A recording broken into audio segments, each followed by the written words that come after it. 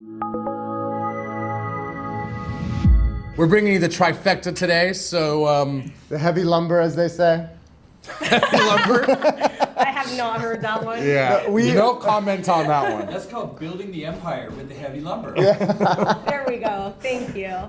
We wanted to get into, in the mastermind, top 5 things you can do since it's June 6th today, to energize your summer activities and really get your revenue in the peak months going through the roof. We have top 5 awesome activities and ideas to go over with you.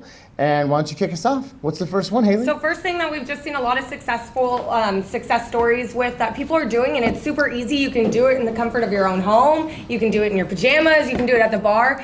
Direct messaging your social friends in your LinkedIn, in your Facebook, in your Instagram. Just doing a, hey, this is Haylie, and I just wanted to give you a quick check-in. I'm ramping up my real estate game for the summer. Want to know if you have any friends or family looking to buy or sell this summer. You know what that actually reminded me of? I don't know, I just yesterday, have you guys heard of the company called Cameo? Dude, so Cameo lets you, for like $50 to $500, get legit celebrities to shoot a 60-second selfie for you. So like for $275, you can get the skinny girl lady from Real Housewives, what's her name? Bethany. Oh, Bethany. Bethany, I mean, she's like almost a billionaire, I think. Yeah. But anyways, for $275, you can get her to shoot a full-on selfie. So like, what if you got a comedian, like, or there's people like legit famous people on there for like $75. And what if you just had them shoot an intro to your database? Hey, it's me. Zap just wanted me to say hi and say he's thinking about you. Hope everything is good. Wow. Have a great summer. That's awesome. That would be pretty badass, that's so right? powerful. That's really cool. But real quick, Brian, you knew her name a little too quick. You knew, he said Real Housewives, and you knew her name a little too quick. Well, after I'm done with sports, my wife puts on her dirty little secret, the Housewives, right? But no, that would be awesome. That would be like people would. Cameo, yeah. I think it's, I don't know what the domain is. I found them on Instagram. But I was also thinking, like, outside of that, I don't know if you can use it for advertising or not. There's probably guidelines which you can't. So it has to be like, I think, but I'd look into it. If not, it'd be pretty cool to just use them for ads if possible. And then in addition to that, I was thinking, like, if you're trying to connect, if you have a seller that you can't convert, or have a relationship you're trying to connect with or whatever, like, imagine I'm trying to get Zap's listing and I stalk him a little bit online and I find out he's a, whatever fan, a Tiger Woods fan. And then if Tiger Woods is on there and I can have Tiger send him a message, that'd be the best $500 I ever spent, right? Yeah. Like, so if you're trying to open up doors with people, relationships, whatever it might be, I would think about using Cameo as a leverage point. Yes, it costs money, but it could open up a lot of opportunities. I was gonna say, like, the spin-off conversations from that, like, Zap sends that to somebody he's in relationship with. They're talking to someone, they're like, hey, Tiger Woods sent me a video from Zap. Like, it was the coolest thing. How does he even know Tiger Woods? Like, it just opens so many doors. That's awesome. You'll spend $500 to get 15 grand in commissions, right? I mean, what if you're like a North County coastal agent and you have Kelly Slater, like, and you just have a generic, like, he's the best with sellers, and then you send it to all your potential seller leads? Yeah. How I great is wonder that? if they would let you do pitches or not. We'll find out and maybe do another update, but I know you can for sure have them give messages. Third-party endorsements are awesome. Yeah. Celebrity third-party third-party? endorsements, that's ridiculous. Totally. Look That's into that, really people. cool. That's a good one. So yeah, so DM, look, set a metric around it, because it's easy to say I'm social farming and you're liking and you're commenting and you're liking, but be intentional and send 10 messages on Instagram, 10 on LinkedIn, and 10 on Facebook. 3 times a week until you start getting that momentum and a small victory and then a big victory, and you'll be addicted to it. And it's really cool for the people that we run into. I don't want to sit and do circle dials. I don't want to call through my sphere. I called them all already or whatever. And people that are just kind of have call avoidance, it's a great way to warm up your prospecting muscle, to get in there and do direct messages. These are your sphere of influence people. The chances are you know them in some form or fashion. They're the ones you should be messaging to get that repeat and referral business. So direct messaging to sphere of influence, to your social sphere of influence, influence. Social, yeah. And then the rise of the video text and video email. You guys, there's so much nonverbal communication. There's so much you can put through body language, and video allows you to convey that. Sam is a perfect specimen for that. How is your 365 video campaign going? It's gone really well. You know, my biggest takeaways are, I started saying that I'm like not going to watch the views, but obviously you watch the views like you're a normal human. But watching the views, the amount of comments I get in person from people that never like, never comment, never share, never like people that I didn't even know are watching. Like the other day at Mike Ferry's event when Ron was there, Ron was like, dude, your videos a day are awesome. Keep it up. I'm like, whoa. So I'll say that it's working in the background more than you recognize. So it's been pretty cool. Yeah, because we tend to post a lot. We tend to post our videos and we don't consume as much as we post. Is that fair to say? So it's nice to know that there are people consuming it out there, whether they're liking, commenting, sharing, etc. But so for your sphere, which 80% of your business from 2019 is coming from folks that you knew in 2018. Is that fair to say in real estate? So those are the two hot spots. Direct message them. Everybody's on social, you guys, or just assume that they are. And then send video messages. What was number 3, Haylie? Well, we skipped number 2, I think. Did we? Well, it usually goes like 1, 2. No, but this is real estate. So 1, and then 2 was video texting, video emails. And real quick on that, I just wanted to say, because I heard this recently, like there is a psychological thing that happens when you direct message someone on a social platform. When they open it and read it, just because it shows that somebody has read it and seen it, it's almost like a knee-jerk reaction. They have to kind of respond or show some kind of reciprocal that they, like a like, that they got it. So just wanted to really throw that out there, because there's something that happens in someone's mind when they're like, oh, I didn't respond, and they saw that I responded. You Actually, know? I'll add something to that. I have a really, really good friend that I shouldn't have ignored his requests. Long story short, I had a friend out of town that was trying to do an event here in San Diego, and he wanted my help. And a couple times by text, I was like, yeah, I got you. And I never really connected the dots for him. So a few days later, he shot a selfie video. He used my name in it. He was like, dude, gonna be out there soon, need this and that, was really hoping you could help, whatever. And like the fact that he invested the time to go out of his way to make the video made me feel kind of like you said, even more obligated to take the action that he wanted. So I want you to think like even with your lead follow-up, like your leads on average have 5 to 6 other realtors calling them. And one of the things we want to do is remember that they give in to the person they see the most. So not only do we want to show up in phone and text and email, but if we're sending them text videos, that one sets us apart from every other agent. I bet you most aren't doing that. Absolutely. And 2, it adds to the fact that the more they see you, the quicker they're going to land on you versus the competition. Yeah, and do the work. Go in and make sure all your past clients, whether it's 4 past transactions or 1,004, and make sure you're friends with them on Facebook. I mean, it sounds simple, right? But Aunt Betty may not be connected with you on Instagram. You need to make that happen, right? Because when you're posting and you do contextualized content to your sphere of influence, they're not seeing it if you're not friends and connected on social. So something as simple as going into LinkedIn and making sure all your past clients are friends and connected on LinkedIn, friends and connected on Facebook and Instagram is crucial. The next thing, I think the next warmest water, aside from sphere of influence, which we talk about a lot, is replacing a deal with another deal by doing circle prospecting. What have you found, Sam, that's been the most effective to like, hey, I got this coming soon. I got this just sold. I just closed on an early buyer and I want to get another one around it to replace that deal with this deal. What would you recommend to the audience? Well, I think I have 2 thoughts. First thought is you find sanity behind data. What I mean by that is statistics show when a listing gets off the market or comes on the market, there's going to be 1 to 3 more right around the corner. The question is, who's going to get it? And it's going to be the person that shows up consistently, the person that shows up with the right message, stuff we always talk about. So in terms of leveraging like justice to just solds, remember, you're not just leveraging them from brand development, which is important. There is data behind the fact that as soon as this happens, it's going to trigger another family, another seller, someone to decide to do something statistically speaking. And when you know the data, you can quiet the brain a little bit about going in the wrong or right direction. The other thing that I would consider doing is maybe before I take a listing, and let's say we have it off the market for 4 days to prep it to get on the market, I would leverage those 4 days really, really, really hard with a coming soon campaign, maybe through Kingston Lane or through whatever channels you're using. I would create a coming soon page, and I would drive traffic to potential buyers in the area that would be interested in an off-market coming soon property, and I would generate more activity because of the urgency. So those are the two things I have.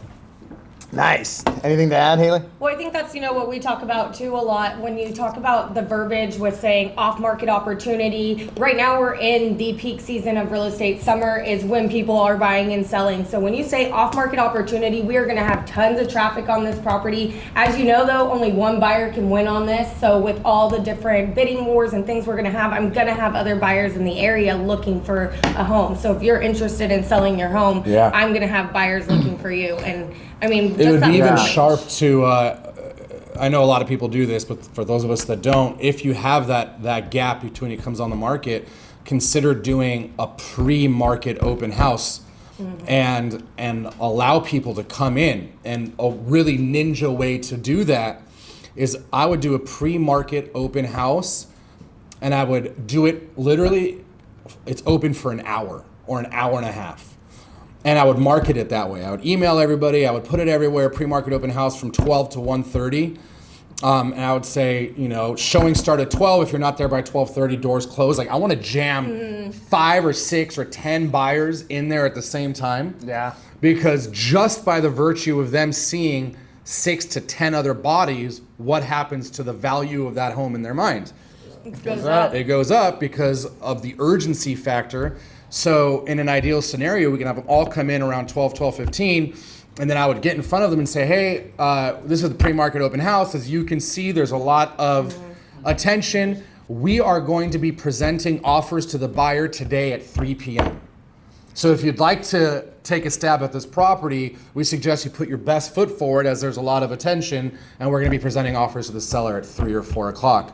All of which is part of the plan, and if you get offers, you're not saying anything that's not true. You have 7 people, there's a lot of interest. If you get offers, you're showing them at 4. If you want to stab at this before it hits the market, we're going on the market tomorrow, put your best foot forward. And I think that not only will help you possibly generate good leads, but give you an opportunity to sell the property before it even hits the market. Absolutely. It's all in how you frame it, right? And in that frame, in that scenario, it's not a pressure cooker, but there's urgency. It's like when you're shopping for cars and you see another couple checking out what you've deemed to be your car.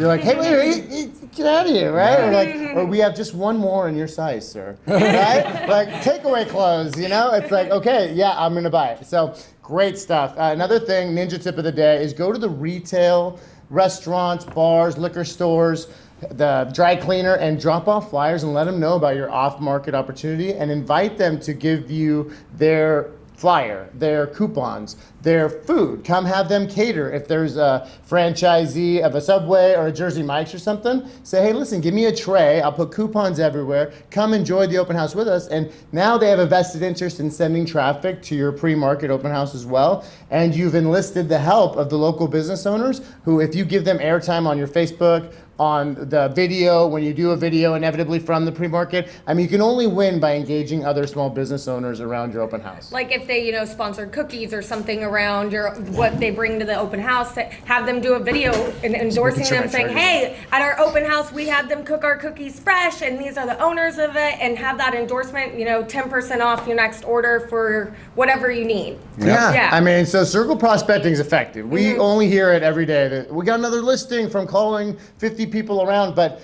if you're not a caller, go to a community event. Go to the churches, go to concerts in the park, go to the farmers markets, and say, I'm not leaving until I give these 50 coming soon cards away. right? Set a metric for yourself, and you just can't leave until you disperse that information. Your seller wins, you win, you get the most eyeballs on it, you get the highest retail value, and then you have another story to tell to the neighbors when you got over asking, which is a whole other event we can get into. Well, and only every night right now during summer, there's events going on. Every night you can find something to do in San Diego, whether it be a movie in the park. There's those rooftop movies now downtown. There's farmers markets every single night. Like, you can definitely find something in your area to go to. So what number does that bring us to now? Is it one? I lost. I don't know, but I do have to say, I just have to say something. You said if you're not a caller, do these things. I 100% agree with you, but I'd also say if you're not a caller, become a freaking caller. Yeah. Please, for the love of God. Like, you have to remember that you are in the communication and sales business. Like, be real with the business that you got into. If you're a title rep, a loan officer, real estate agent, like, sales is what we're in. And you can get so much further from the farmer's market if you make connections and you're actually willing to call them back. Oh, yeah. The biggest problem that we see is most people will work hard to generate leads but never focus on converting them. So pick up the damn phone. Yeah. What's the biggest thing we hear? Fortune's in the follow-up. You have to get that voice to voice. You don't call them 3 times and it was a bad lead. Call them 23 times and still call them. You know what I mean? It's like, you guys, you're going to call them until they buy or die, or until they buy or give you a restraining order. It's that simple. You just got to communicate with them. You have to, it's a pattern interrupt. You have to insert yourself into their life, because is life crazy? Are there dirty diapers? Yes. Are there things to do? Are there Padre games to go to? Are there things, family obligations? Yes. You've got to remain top of mind to get that business. But to tie it all in back to your DMing, your Instagram, your LinkedIn, your Facebook, when you're direct messaging your people on social, take note of who is an influencer in your database, right? Because is an engineer at Qualcomm, are they as valuable as a hairdresser in your sphere in terms of referrals? Right? We love everybody. Everybody's on equal footing on that front. But I would take the hairdresser. The hairdresser, right? Because how many people they come in contact every week? 40, 50? Who knows? Yeah. The nail person, can they refer you? Right? The guy that does general contracting and is constantly in people's living rooms talking about replacing the valances and stuff around the house. These are people that are influencers. Take note of who your influencers are as you're direct messaging them. You're like, I didn't know Susie was a CPA. Can CPAs give you real estate leads? Yeah. So should you call Susie and maybe grab a beer? Like, take note and write a little side list. And that is item number 5 or 6 or whatever we're on. You guys call those influencers. Those are your new best friends, because when you got into the business of real estate, you decided that everyone in your life is a potential customer. Can we agree? Mm-hmm. So those influencers are particularly VIP, very important people when it comes to customers. They can refer you oodles of business if you get into a relationship and bring value. And it's not about having commission breath and saying, you can help me this way. How can you help them? Send them business. And then the law of reciprocity will take over from there. What are your thoughts on that?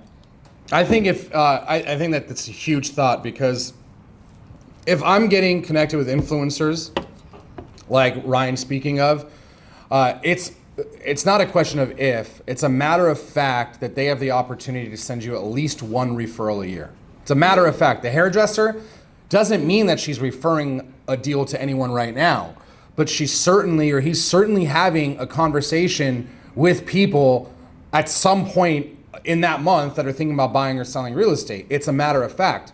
What's my point? If, in addition to working our sphere of people we know, past clients, all that stuff, if we made our VIP A++ sphere of real influential people, and then we created legit a year's plan of treating them like a casino host treats a whale when they walk in the casino. Yeah.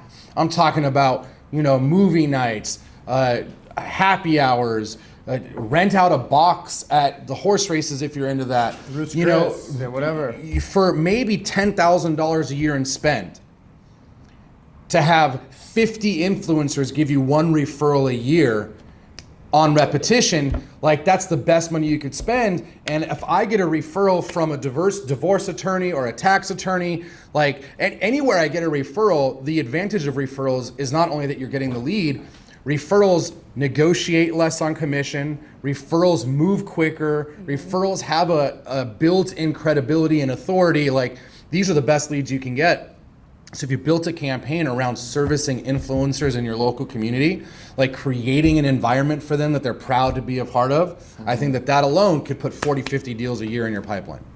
Absolutely. Yeah. I mean, Well, I have two things on that. I mean, we've heard Sam say before, when you do get those referrals too from your hairdresser or from somebody who's in the office, a CPA, walk in with a Louis Vuitton bag, walk in with a bouquet of flowers, a huge gift, and put it right on their station and say, thank you so much for your referral. I mean, the power of that too is in everybody's talking after, oh, how'd you get that Louis? I want one like that. Oh, I just have to refer? Okay. And then put them in your, put them in your funnel, and there's more referral business for you. And also too, like just touching on the hairdressers, I just recently found a new hairdresser, got my hair done once, and she knows like my entire life now just because I sat there for 3 hours with her talking. So those people are huge influencers that you can get. And everyone wants a Louis. If like I pretty much don't trust anybody that doesn't want something Louis. Doesn't mean they buy it, but everybody wants it. right. Both of these two are like, fuck this guy. Well, what I hear a lot is, Ryan, I don't have business to bring them. I mean, I have mermaid hair already. I already have a car. I already have a CPA. It's okay. What you can do is go and do an expose on video on your closed or open Facebook business group and feature that business owner and drive them business through a new vertical they haven't even considered. Social media video. Most people are not doing it. I know we're crazy about it. Most people are not. So go feature them, interview them. It gives you content. It gives them content. Because here's the deal. You might not have DMX or Justin Timberlake or Tony Hawk endorsing you on influence. Well, we want to cast a wide net, a pop culture reference, okay? You may not have like a celebrity endorsement, but you know what? The next best thing to a celebrity endorsement is a local San Diegan that does business as an influencer in this community where you work and live, and have them endorse you. And that can happen pretty readily if you give first. People are happy to give back. So influencer marketing, you can go on different scales. Cameo's awesome, influence.co, awesome. But maybe try out your lawyer, your local probate attorney, and talk about the intersection of real estate and divorce, the intersection of real estate and trust sales. Like, have an expert talk about that and let them be the pro and shine the light on them, and they're gonna love that, and you're gonna get content from them, with them. It's beautiful. We see it work all the time. Just as an example why I have this on my brain and I want to get it off real quick, this Everbowl. I've seen it around San Diego like crazy now, and I've seen this guy's video popping up everywhere. People are doing videos with him. I don't even know his name, but I just know his brand, Everbowl, and it's like supposed to be good fruit, like good food, and I've just seen him everywhere now. And I'm like, that's a huge influencer. Like, people need to get involved with those kinds of people. Like, he's starting a huge chain in San Diego of like acai bowls and things like that. And so I've seen his video now pop up. I mean, he's probably pixeled me and stuff now, so that's why I've seen it so often. Yeah. But I'm like, dude, this guy is everywhere. Like, go find this guy, interview him, and let's tell the story of Everbowl.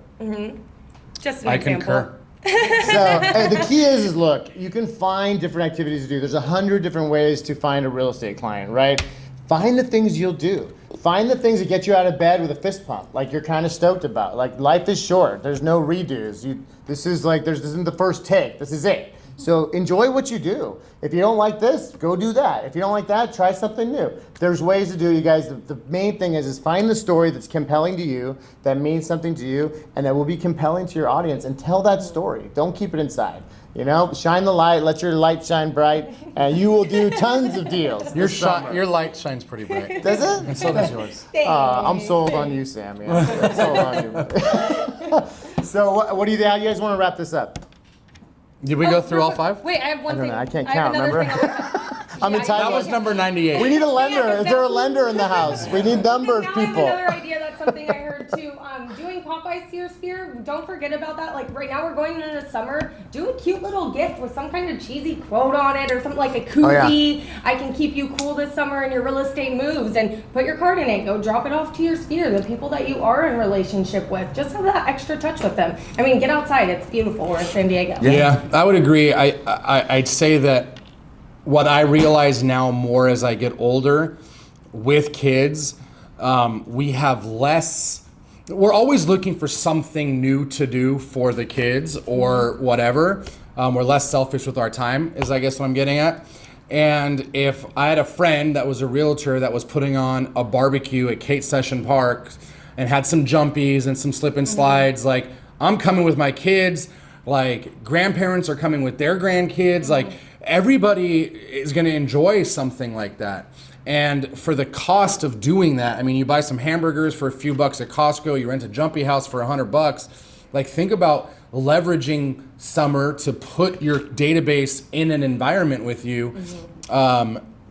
And for the cost, I mean, what would you rather be doing? Like hanging out with your friends at a park with some of your branding up and making them talk about what you do, or picking up the phone and prospecting and holding open houses? My point is leverage the summer like she said. Definitely. Yeah. I mean, people don't care how much you know until they know how much you care. A great way to show people you care is give them a burger and a beer in a park and have common ground and just talk like humans, connect on a human level.